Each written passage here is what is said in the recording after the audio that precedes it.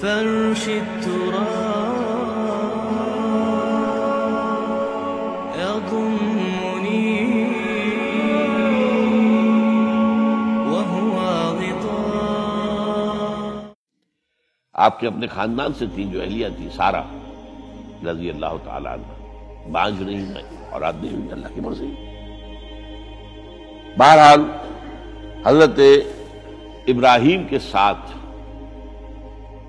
ہجرت کرنے والوں میں حضرت سارہ بھی تھی آپ کی اہلیہ، حضرت لوط بھی تھے آپ کے بھتیجے، اور حضرت لوط کی اہلیہ بھی تھی. یہ اہلیہ جو ہے لوط کی یہ مومنہ تھی، یہ ساتھ انہوں نے ہجرت کی. بعد میں جب انہیں اللہ تعالیٰ کے حکم سے حضرت ابراہیم نے بھیج دیا سدوم اور عمورہ کی بستیوں کی طرف، تو وہاں شاید معلوم ہوتا کوئی اور شادی کی ہے، وہ کافرہ رہی اور اس نے جو ہے حضرت لوط کے ساتھ جو ہے خیانت کا معاملہ کیا. وہ ایک علیحدہ معاملہ ہے. بہرحال اس وقت جو دعا کی رب ہب لی من الصالحین، اس کے جواب میں اللہ نے فوراً ہم نے اسے ایک غلام فبشرناہ بغلام حلیم، ہم نے انہیں بشارت دے دی ایک بہت ہی بردبار حلیم الطبع متحمل مزاج بیٹے کی. یہ اسماعیل کی تعریف ہے. نوٹ کر لیجیے گا، دوسرے بیٹے ہوئے حضرت سارہ کے بعد میں،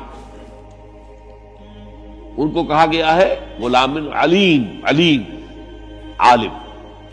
حضرت اسماعیل کے لیے کہا گیا ہے غلام حلیم، بہت بڑے حلیم متحمل مزاج، بہت بادشاہ. اس کا بھی تھوڑی سی داستان بیان کر دوں. حضرت سارہ کہاں کہ یہاں اولاد نہیں تھی. حضرت ابراہیم ہجرت کر کے آئے تھے، کہاں سے پیدا کہاں ہوئے تھے؟ شہر ار، یہ جو عراق کا اس وقت کا سب سے بڑا شہر تھا، صدر مقام تھا، وہاں پیدا ہوئے تھے. وہاں سے ہجرت کر کے کہاں آئے؟ شام میں علاقہ، خاص طور پر فلسطین کا جو ہے کنعان، یہاں آ کر آپ نے ڈیرا اپنا جما لیا. اور اس کے قریب میں ہی دو بستیاں تھیں جہاں پر کہ وہ سوڈومی والا معاملہ جو ہے آپ کو معلوم ہے، بدترین جو ہے گندگی تھی ان کے اندر، جہاں حضرت لوط علیہ السلام کو بھیجا. پھر انہوں نے ایک سفر کیا مصر کا.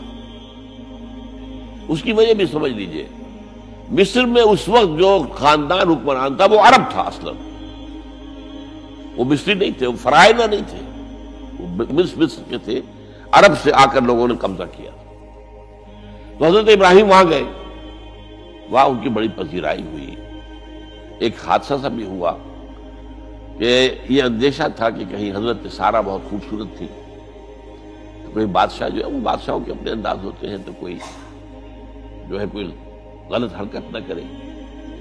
تو کہا کہ سارہ سے کہا کہ میں جب یہ مجھ سے پوچھے گا یہ کون ہے تو میں کہہ دوں گا میری بہن ہے. نہیں میں کہوں گا بیوی، تو پھر تو وہ کہے گا ٹھیک ہے پھر اب میں لیتا ہوں اس کو، بہن ہے. بہرحال اس میں جو بھی ہوا، اللہ تعالیٰ نے حضرت سارہ کی عزت بھی بچائی. وہ معجزہ دیکھا حضرت ابراہیم کی طرف سے جو اللہ نے پیش کیا، جیسے حضرت سارہ کو مصر کے بادشاہ کی اس غلط نیت سے بچائے رکھا. پھر اس شخص نے جو ہے اپنی بیٹی ہاجرہ یہ خدمت میں پیش کی. یہ ہاجرہ کنیز نہیں تھی، یہ اصل میں یہودیوں نے مشہور کر دیا ہے. یہودی کہتے ہیں کہ اصل بیوی تو تھی حضرت سارہ، اور سارہ کے ہاں اولاد بعد میں ہوئی ہے، وہ ہے اسحاق کے بیٹے ہیں یعقوب کی اولاد ہم ہیں. تو اصل تو ابراہیم کی اولاد ہم ہیں. ہاجرہ جو ہے تو کنیز تھی، لوڈی تھی، لہذا اس کی وہ عزت ہی نہیں. اسماعیل تو وہ عزت ہی نہیں، اسماعیل کا وہ مقام ہی نہیں. یہ یہودیوں کا قول ہے. لیکن وہ اصل میں کنیز نہیں تھی، وہ بیٹی تھی، شہزادی تھی. بلکہ تاریخ نے اپنے آپ کو پھر دہرایا ہے کئی ہزار سال بعد. حضور نے صلح حدیبیہ کے بعد جب خطوط لکھے ہیں دعوتی بادشاہوں کے نام، شہنشاہ ایران، شہنشاہ روم، مقوقس مصر، نجاشی حبشہ، خطوط لکھے، تو مقوقس جو ایک طرح کا بادشاہ تھا، پیٹریارک تھا، جو الیگزینڈریا کا، اس نے اکرام کیا حضور کے جو سفیر تھا، ان کا بڑی عزت کی، احترام کیا. اور پھر حضور کی خدمت میں دو جو ہے خواتین کو بھی بھیجا. اب اس زمانے میں یہی روایت دنیا کے اندر چلتے تھے. اور یہ گھوڑا بھیجا، دلدل، وہ جو حضور صلی اللہ علیہ وسلم کا بہترین گھوڑا تھا. تو انہی میں سے ایک کنیز جو ہے ان سے حضور نے نکاح کیا، ماریہ قبطیہ. اور ماریہ قبطیہ سے اللہ نے اولاد دی حضور کو عمر کے آخری درجے میں. حضرت ابراہیم نام رکھا ان کا. نوٹ کیجیے، سائیکل مکمل ہو رہا ہے. ابراہیم گئے تھے مصر، وہاں سے ہاجرہ آئی اور اس سے اسماعیل ہوئے، اسماعیل سے یہ ساری نسل چلی، محمد پیدا ہوئے. محمد کے نکاح میں پھر مصر سے آئی ہوئی ایک خاتون آئی ہے ماریہ قبطیہ، ان سے جو پیدا ہوئے ان کا نام ابراہیم رکھا. تو یہ گویا کہ یہ ایک عجیب سائیکل ہے. بہرحال لیکن جب حضرت سارہ نے دیکھا کہ میرے ہاں تو اولاد نہیں ہو رہی، تو حضرت ابراہیم سے کہا کہ میں آپ ہاجرہ کے ساتھ آپ جو ہے ذر و شوقت کا معاملہ قائم کر لیجئے، تو اللہ آپ کو ان کے ذریعے سے اولاد دے دے. مجھے تو امید نہیں ہے کہ میرے ہاں اولاد ہو. تو اس پر حضرت ابراہیم نے ان کے ساتھ وہ رشتہ قائم کیا اور اللہ نے اسماعیل جیسا بیٹا دے دیا. اب اللہ تعالیٰ نے حکم دیا ہاجرہ اور اپنے اس بیٹے کو لے جاؤ اور جاؤ وہاں بواد غیر ذی زرع، جاؤ وہاں حجاز کی اس وادی کے اندر، وادی غیر ذی زرع، وہاں ان کو چھوڑ دو. اب یہ امتحان دیکھیے، توکل کا امتحان. حضرت ابراہیم لے آئے، کوئی متنفس نہیں، کوئی گھاس تک پیدا نہیں ہو رہی. کوئی درخت کا ہونا تو اور بڑی بات ہے کہ کہیں کھجور کا درخت ہو یا کوئی اور درخت ہو. پانی نہیں، پانی کا ایک مشکیزہ تھا ابراہیم کے پاس، وہ چھوڑ دیا. کچھ کھجوریں تھی وہ دے دی اور چلے. حاجرہ پوچھتی ہے ہمیں کس کے بعد سارے چھوڑ کے جا رہے ہیں؟ کہنے لگے اللہ کے. یہ ہے توکل، اللہ کا حکم ہے. دعائیں مانگ مانگ کر رب ہب لی من الصالحین فبشرناہ بغلام حلیم.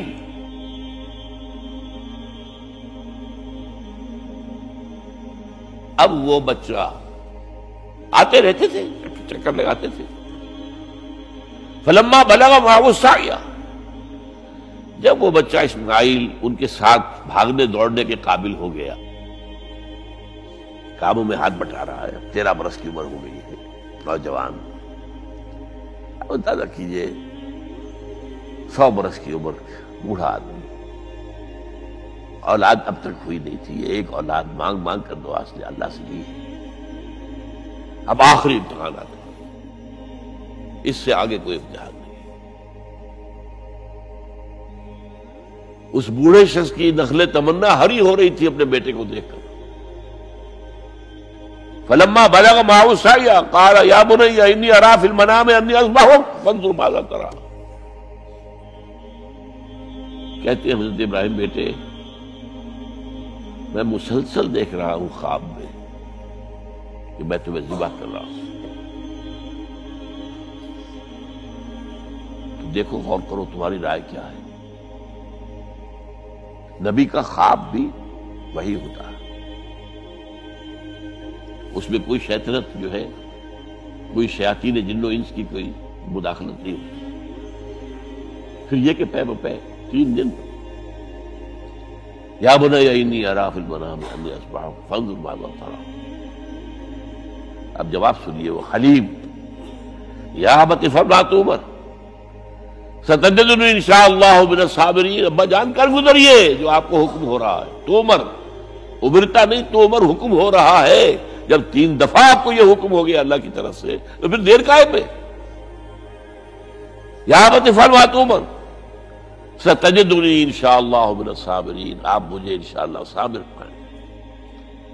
یہ وہ صابر اور حلیم ہونے کی شان ہے، جان دینے کے لیے تیار.